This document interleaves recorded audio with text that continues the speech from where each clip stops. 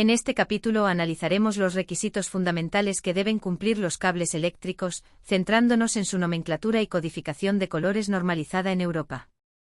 Es importante tener en cuenta que en otros países estos colores pueden variar. Primero hablemos de los cables en corriente continua. Aquí nos encontramos con dos colores principales. Rojo, que corresponde al polo positivo. Negro, que indica el polo negativo. Por otro lado, en corriente alterna, la cosa cambia un poco. Tenemos amarillo y verde para la toma de tierra.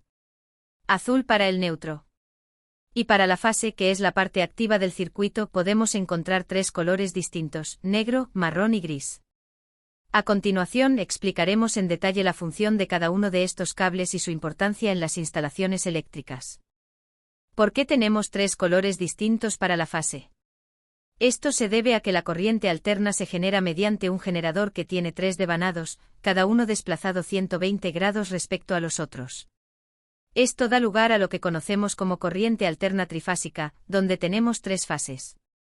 Este tipo de corriente se usa principalmente en la industria, sobre todo para alimentar motores que funcionan con las tres fases simultáneamente. En este caso, la tensión entre fases es de 400 voltios. Para dispositivos más pequeños, utilizamos corriente alterna monofásica. Aquí la tensión es de 230 voltios y se obtiene conectando un dispositivo entre una fase cualquiera y el neutro. Cuando en una instalación trifásica se van a conectar dispositivos monofásicos, es importante distribuir las cargas de manera equilibrada entre las tres fases.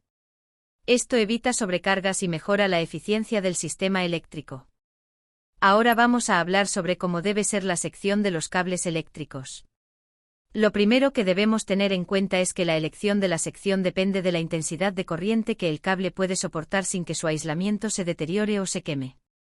Existen fórmulas para calcular la sección adecuada, pero en la mayoría de los casos podemos guiarnos por una tabla estándar que nos permitirá acertar en el 95% de las situaciones. En el mundo del espectáculo, cuando hablamos de distribución final, es decir, los cables que encontramos en el escenario para conectar equipos y dispositivos, la sección más utilizada es de 2,5 milímetros cuadrados.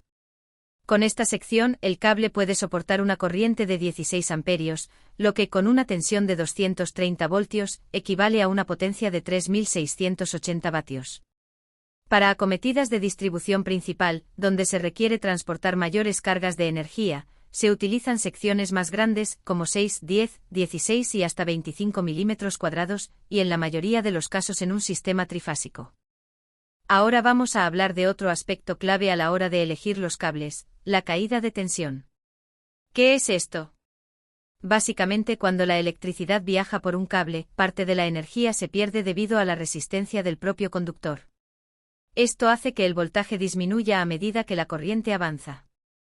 Cuanto más largo sea el cable, mayor sea la carga conectada y menor sea la sección del conductor, mayor será la caída de tensión.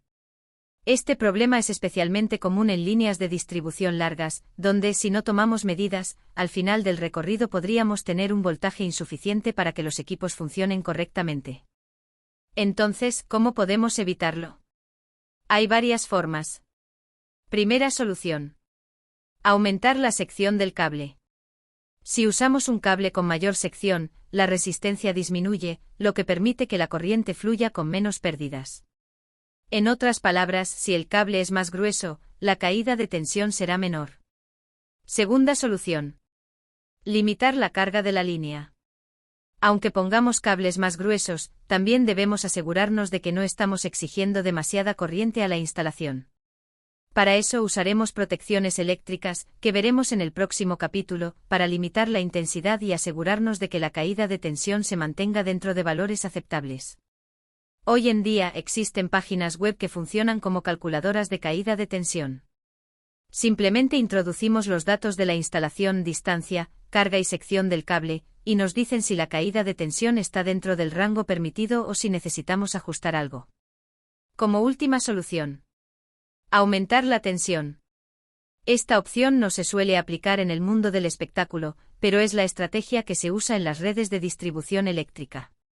Si aumentamos la tensión de trabajo, reducimos la intensidad necesaria para la misma potencia, según la ley de Ohm, lo que minimiza las pérdidas.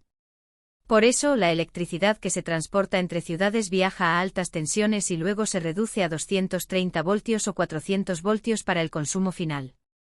Así que, en resumen, si tenemos una instalación con cables muy largos, tenemos que pensar bien en la sección del cable y en la carga que le vamos a conectar para evitar problemas de caída de tensión.